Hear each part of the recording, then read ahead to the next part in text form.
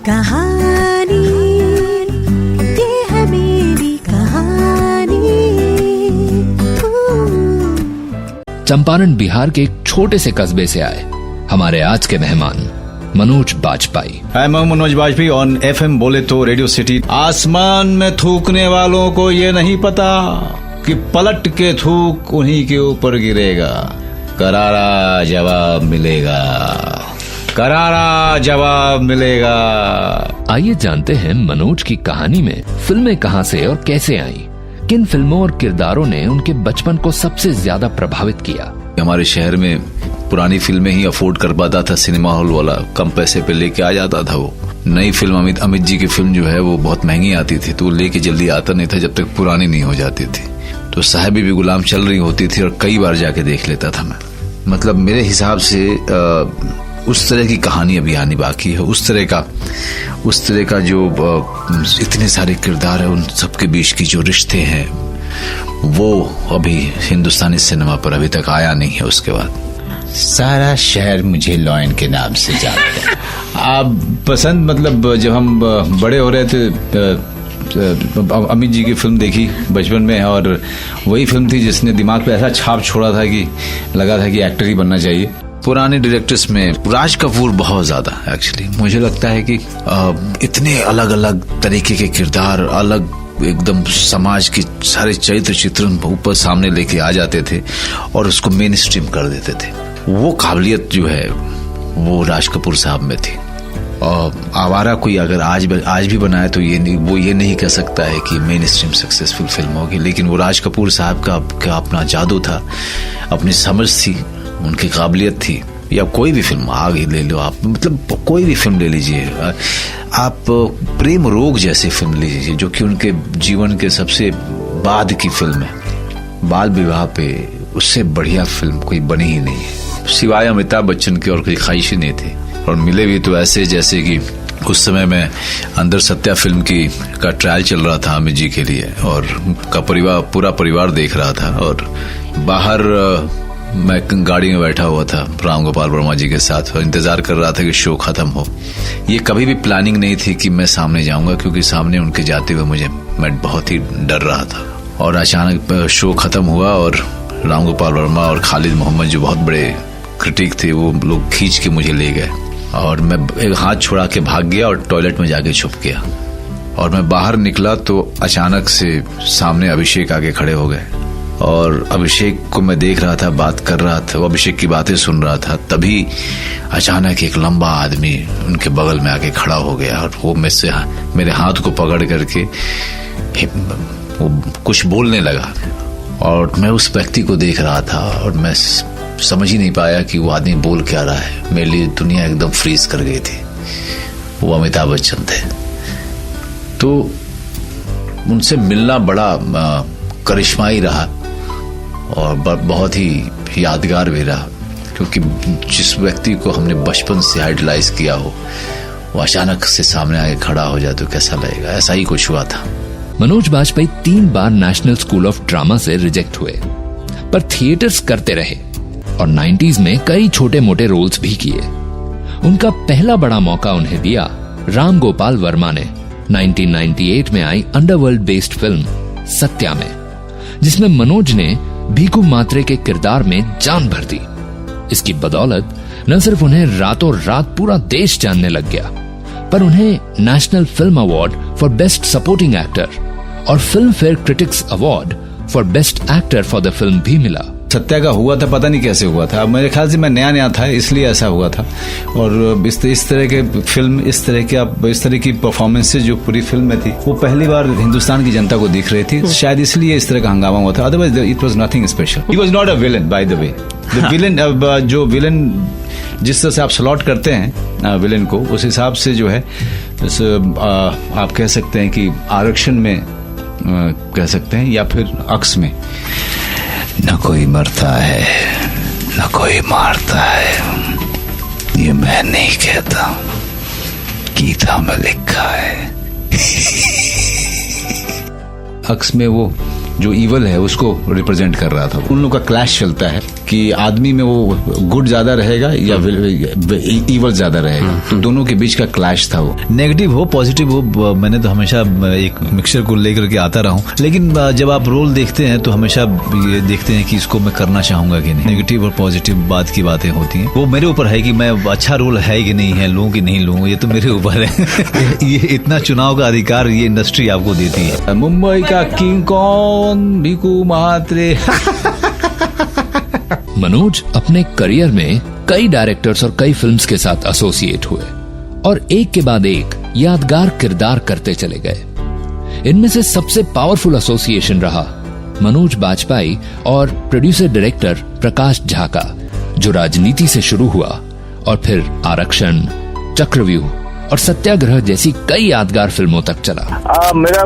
हम दोनों एक ही क्षेत्र के हैं, एक ही इलाके से हैं, और मेरी हमेशा से इच्छा थी कि इनके साथ काम करूं, क्योंकि काबिल निर्देशक हैं, पढ़े लिखे हैं और उस तरह की फिल्में बनाते हैं जिस तरह की फिल्मों के साथ मैं जुड़ सकता था, जहां से हम दोनों के दिमाग मिल सकते थे।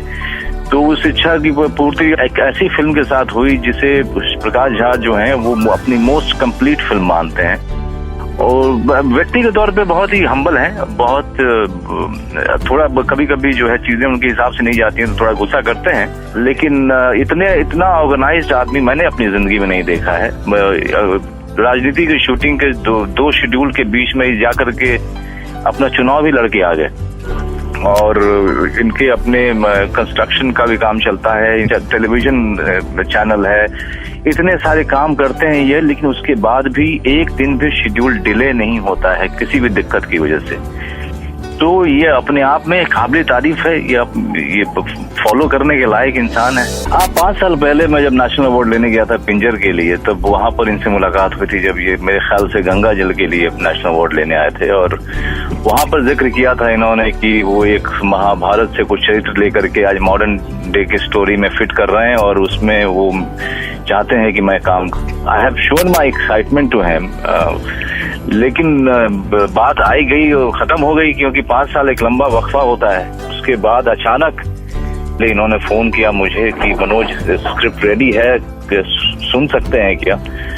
एंड आई आस्क्ड हिम कि कौन सी स्क्रिप्ट सर? यार महाभारत की बात की थी मैंने तुमसे, तुम आ जाओ सुनने के लिए। देन उन्होंने एक्चुअली मुझे 2 रोल कहा, ऑफर किया कि इनमें से दोनों में से कोई भी चूज कर सकते हो तुम। मैंने उसमें से एक चूज किया जो मैंने किया इस फिल्म में, because Duryodhan I always wanted to be part of his life, because उसको हमेशा इवल माना जाता है, उसको माना जाता है कि उसने महाभारत शुरू कराई थी, लेकिन दुर्योधन भी सही था, दुर्योधन का भी अपना एक गुड साइड था। And this is what Mahabharata says also, that everybody is good, everybody is an evil, but in the end everybody is doing their own duty, and they just they dry out after. तो ये कहीं न कहीं concept में जोड़ना चाहता था दुर्योधन के साथ में। आइए अब जानते हैं कि सत्या के भीकू मात्रे से लेकर गैंग्स ऑफ वासेपुर के सरदार खान तक कई पावरफुल रोल्स प्ले कर चुके मनोज बाजपेयी अपनी एक्टिंग के बारे में खुद क्या सोचते हैं और कैसे प्रिपेयर करते हैं खुद को इतने वर्सेटाइल रोल्स के लिए। रिसर्च ही नहीं करता, ऐसे किसी फिल्म के लिए नहीं किया है। मेरे सामने एक स्क्रिप्ट होता है, मैं उसी को पढ़ता हूँ, और जो भी समझ में आती है, जो नहीं समझ में आती है वो डायरेक्टर से बात करके उसको समझ लेता हूँ। फिर I try to work on it on myself. मतलब ज्यादा वो झोपड़पट्टी की कहानी तो झोपड़ी में जाकर के सर्च करने वाला मैं हूँ नहीं। मुझे लगता है कि जिंदगी इतनी देखी है कि सारी चीजें, सारे रेफरेंसेस हैं, सारी यादें हैं, तो उसमें जो है और कुछ कल्पना। मैं किसी भी तरह के काम से कंफर्टेबल होता हूं अगर ये पर्दे पे हो रहा है तो। पर्दे के सामने कुछ भी जायज है, तो मैं अपनी सारी चीजें जो लाइक्स एंड डिसलाइक्स जो है वो घर पे छोड़ के आता हूं मैं, और बस डायरेक्टर जो बोलता है मैं करता हूं। इसलिए लंगोट भी पहन के खड़ा हो गया, भिगा दिया कि लंगोट खोल दी, वो भी, उससे भी मुझे कोई एतराज नहीं। आप पैर दो, काम दो, चलता है। I really feel that very few people are talented in the job that they are doing. क्योंकि बहुत सारे लोग काम करते हैं, बहुत सारे लोग कॉर्पोरेट ऑफिसेज में काम करते हैं, बहुत सारे लोग आईटी इंडस्ट्री में काम करते हैं, लेकिन जो टैलेंट जिसमें है बहुत कम लोगों में होता है, हर जॉब में। And talent according to me is a gift of God. वो इस भगवान का दूसरा रूप है। अगर आप में टैलेंट है तो कहीं ना कहीं आप में भगवान बस रहा है, एंड इट इज बिन तो मैं इसीलिए बहुत ही सेल्फिशली साथ में बैठ करके लोगों के सीखने की कोशिश करता हूँ, और उनकी कदर मैं इसलिए करता हूँ क्योंकि मुझे मेरा भगवान में बहुत विश्वास है। जाते जाते आइए जानते हैं मनोज बाजपेयी की पर्सनल लाइफ, उनकी वाइफ और उनके सबसे बड़े क्रश के बारे में। बड़ा शर्मिला था यार, मैं बहुत ही शर्मिला था। मैंने एक लड़की थी, उसका नाम रुखसाना था, और मैं जब 11th क्लास में था तब मैं उसको दूर दूर से देखता था। बाद में ठीक मेरे सामने उसकी शादी भी हो गई और सब कुछ खत्म हो गया मेरे सामने। फिर दूसरी एक लड़की आई, फिर उस पर दिल आया, तो बायोलॉजी के लेबोरेटरी में जाते थे, फिर उसको दूर दूर से देख, फिर शायद उसकी भी शादी हो गई। फिर उसके बाद दिल्ली यूनिवर्सिटी में आया, तो एक लड़की थी थिएटर में जहाँ पे हम लोग हिंदू कॉलेज के लिए नाटक करते थे, उसमें एक लड़की थी, फिर उसको दूर दूर से देखता था, दूर दूर से देखता था। फिर मैं पास आउट भी हो गया। फिर मैं मंडी हाउस में नाटक करता था, बैरी जोन के साथ, वो लड़की थी, दूर दूर से देखता था, दूर दूर से देखता था, उसकी भी शादी हो गई। By chance I am married. सारे मर्द बीवियों से डांट खाते ही खाते। सबसे ज्यादा अगर मैं बोल दूं कि आधे घंटे में पहुंच रहा हूं, अगर नहीं पहुंचा तो कहती है कि बताते क्यों नहीं हो, क्योंकि वो प्लान कर लेती है सारा आगे की चीजें। चाहे जितने बड़े तिस्मार खां क्यों ना हो, चाहे इस देश के राष्ट्रपति हो, प्रधानमंत्री हो, चाहे मनोज बाजपेयी हो, चाहे कोई हो, अपने सब बाहरी शेर होते हैं। घर जो है बीवियों के हिसाब से चलता है। एक चांस तो दे दे मेरी जान, मेरी जान, फिर उड़ान देखना। चुटकी बजाओ। चांस तो दे दे मेरी जान, मेरी जान, मुझे उड़ान देखना। माधुरी दीक्षित के अलावा मुझे ख्वाबों में और कोई नहीं आया है। जब माधुरी भी मिली थी मुझे एक डॉक्टर के पास, मैं अपनी वाइफ के साथ गया था, तो माधुरी को मैं डॉक्टर के पास बैठा देख के मैं ऐसा दंग रह गया कि डॉक्टर ने कहा कि आप जाकर के बाहर, मनोज सब बाहर वेट कर लो, मैं 2 मिनट में माधुरी से खत्म करती हूँ बातचीत, फिर मैं आप आ जाना, दूसरे कमरे में आपको ले जाएंगे हमारी नर्सेज। मेरी वाइफ जाने के लिए दरवाजे पे खड़ी थी और मैं सिर्फ माधुरी को देख रहा था। मेरी वाइफ ने मेरा हाथ खींच करके मुझे बाहर किया। उस दिन तो तलाक होने ही वाला था मेरा। मेरी कहानी। जमीन से आसमान की बुलंदियों तक पहुंचने की कहानी, कहानी किस्मत की बंजर जमीन पर अपनी मेहनत और पसीने से कनक सोना उगाने की, कभी खुद को साबित कर गुजरने की, तो कभी जिंदगी बदल देने वाली हार की, और कभी दुनिया जीत लेने की। ऐसी ही कई कहानियां करेंगी आपका इंतजार। Radio city, radio city, radio city, radio city, रग रग में दौड़े सिटी।